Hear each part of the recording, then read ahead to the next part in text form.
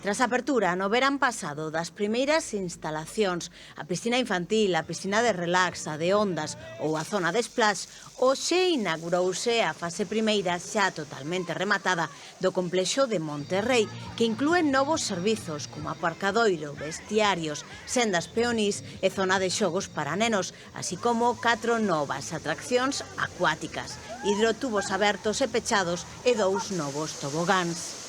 Estes complexos ben diseñados teñen moitísima aceptación, a xente os demanda, a xente os utiliza e, polo tanto, que exista este complexo promovido entre dúas administracións, colaboración pública entre diferentes administracións. Xunta de Galicia, que se encargou de esta primeira fase, que hoxe inauguramos formalmente, e quedan outras fases que a Diputación, recordado o presidente da Diputación, xa ten consignación orzamentaria para seguilas e que o ano que ven teñamos todo isto utilizado este brao, seguro que por moitísima xente, e o ano que ven poder ver outras instalacións novas que están aí detrás, nese panel. Isto hai que seguir hasta completar este pequeno sono, para que moitísima xente os poida disfrutar.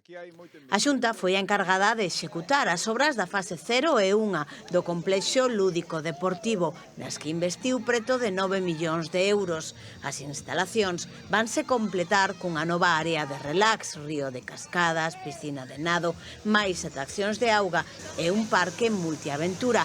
A Deputación de Ourense levará a cabo esas 3 últimas fases. Un gran servicio para todos, unha razón máis para facer provincia, unha razón máis para visitar Ourense, unha razón máis para visitar a Ribeira Sacra, e, en definitiva, un lugar onde se traballa, un lugar onde se divirte é un lugar que nos vai a facer a todos mellores. Esta é a política dos feitos do servicio aos cidadáns. Esta é a verdadeira política, vir a inaugurar obras como esta que crean riqueza, que nos unen a todos e que debemos participar neste obxectivo final.